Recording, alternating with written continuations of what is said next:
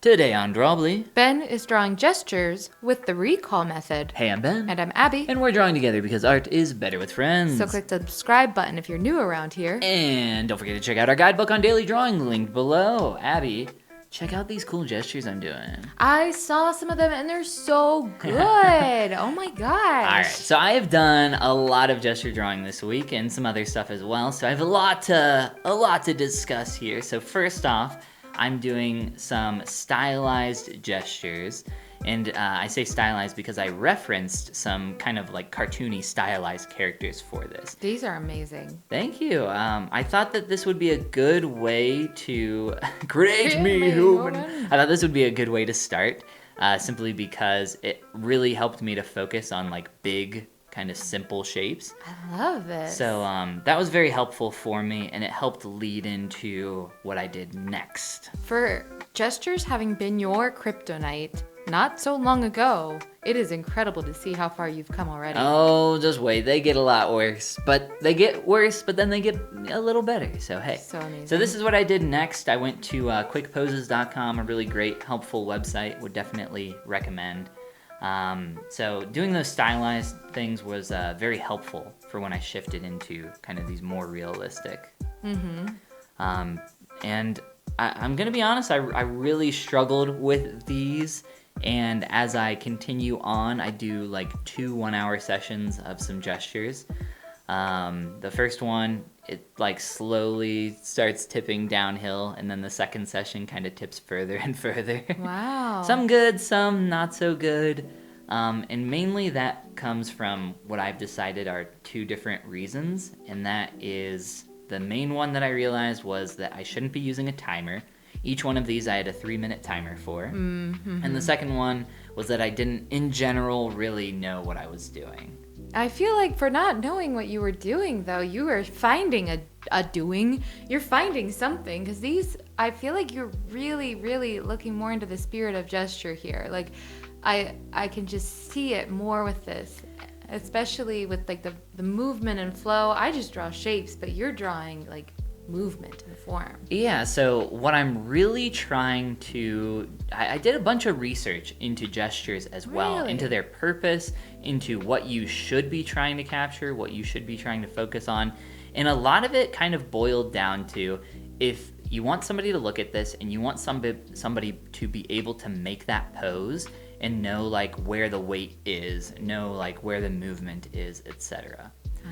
So I tried to focus on that more as I went forward here. But like I said, I quickly realized that doing a timer was a really bad idea. So I tried this exercise here, where I specifically gave myself 15 or less lines to draw the same gesture, and I did it 4 times.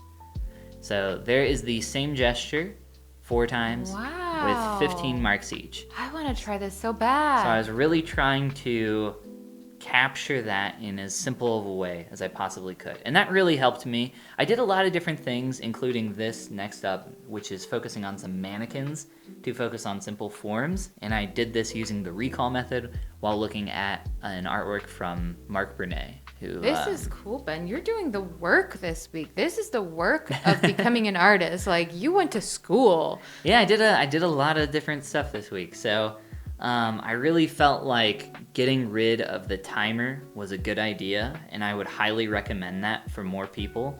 And the more I think about it, like as a professional digital sculptor, I've recommended exercises to people like, you know, when creating a block out, don't spend more than X amount of time on it. But at the end of the day, if you're a brand new person to like something like gesture drawing, there's no reason you should be setting a time limit for yourself, because the simple truth is you're not going to do like by putting a timer on yourself, by putting a handicap on yourself like that, you're like going to activate your automatic processes in your brain. You're not going to be able to slow down and think of everything that you need to do. This one I want to point out really quick because I was extremely proud of the second one that I did of this. This one right here. I felt like I really captured the flow, the weight, had like a really good style. That was amazing. Yeah, I know it went by really fast because there's a lot that I did this week. You did so much. You are doing, like, this is the work of becoming This is the an work. artist. It's literally the work. Like, people some people don't always want, you know, how you hear in society, people don't always want to put into the work into becoming better and great. You're doing it here. Like, you deserve every good accomplishment in art that's coming to you because you're here making it happen. So yeah, doing those mannequins, I felt like really helped me to think about three-dimensional form a little more. I really liked a couple of these. This one with the leg really far back was so hard, but you did a great job. After I traced it at the end, I was like, oh, you know, maybe I wasn't too far off. And I tried like a million different techniques where I was like drawing these spheres for joints. I was like, maybe this will help me. I tried doing C, S, and I lines, or that's like the joke CSI. Oh, okay. You do a line that's a C, an S, or a straight line. And throughout all of these, or a lot of different ones, I did the recall method where I would put the reference away and try to draw it from memory with everything that I learned. Those are so good. Ooh, very cool pose here. This one was really hard. I ended up kind of giving up on this one halfway through. It is a tough pose.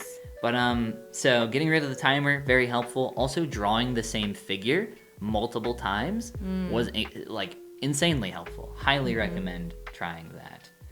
And then this is my very last one here, where I really tried to focus more on force and weight. Okay. So she has this like curved leg here, and she's definitely putting some pressure on her toe and like, you know, getting some weight there. So I really wanted to try to capture that in the leg. And, yeah. It's definitely very difficult to do. I can see you doing it though. Like I can pick up on that here. That's amazing. So there's a few of those, but yeah. So after doing all those gestures, I was like, man, I want to do something a little more painterly now. Get away from all these lines. Ooh, so total shift here. yeah, so I wanted to do some cloud painting. Oh, okay. And I mentioned this to you in my last video last week, so I thought it would be cool to show off some of what I have accomplished here. They start off, you definitely see improvement as this goes along. Like the first one is probably my best initially, before I go in and like start to learn more. But one of the things I learned from doing all those gestures is that it's better to just go like really quick in the beginning and get like a bunch done. Like focus on quantity, don't spend a ton of time on them. And the more I did these, the more I started to like recognize patterns and see some different ideas. So I developed this technique where I created all these like spherical shapes, these like circles to help shade my cloud. Okay. But yeah, like very, very difficult clouds are. Clouds are so difficult. Oh my gosh, I cannot with clouds. I would love to be good at clouds. I was just watching a very long time lapse of Angry Miko, a YouTuber artist. Yeah. And his cloud time lapse, and it's so complex. This is my best one, I think, because I used a reference and it helped a lot. References are such perfect things. Because previously I was using the recall method, where I was like, oh, here's the technique. Now let's see if I can reuse the technique multiple times. Ah, yes. This recall method, I think that's what I'll focus on during this coming week. That will be my new focus, is getting into the recall method also, because you're putting it to great effect. Now you're also doing the work. Like you're putting in the time. Putting in the effort. Oh, and this real quick. I have too many things to talk about. Oh my gosh. I tried to like understand what one of the shapes of the cloud could be, and I was like, it's essentially a sphere. And then I tried duplicating it a bunch, and I feel like it actually kind of worked. Yeah. There's my best cloud, I think. And then I came back the next day. Will you be the best cloud at my wedding? Absolutely. Thanks. And then I came back the next day and painted one more cloud just from memory with the techniques that I had learned on the previous day. And how'd it go? Well, see for yourself. You know, it's a pretty simple, stylistic cloud, but overall, I think it kind of gets the cloudy point across. It certainly does. It was very cloudy, unsure, you know. Wow, thanks. And that's everything I did this week. You have done so much this week. This is amazing. This is what people should look to when they want to know how to get better as an artist. They should look at this week of yours, because this is how you do it. And if you want to do it, click that like and subscribe button. And check out our new brush pack spell book, available at the link below in the description. Ooh, and this is the part where we say Goodbye. Goomba. Abby, what kind of cloud would you be if you were a cloud? A homunculus? Is that something? Yeah, a homunculus. That's definitely a type of cloud. Is it really? For sure. Okay. 100%. That's what I would be, because Okay. that's the one I know off the top of my head. Great, yeah. I don't know what it looks like. What about you? I would also be a homunculus cloud. Good. Yeah. Good. I'm glad Definitely we a can type of cloud. be together. Not Yes. an abomination. What?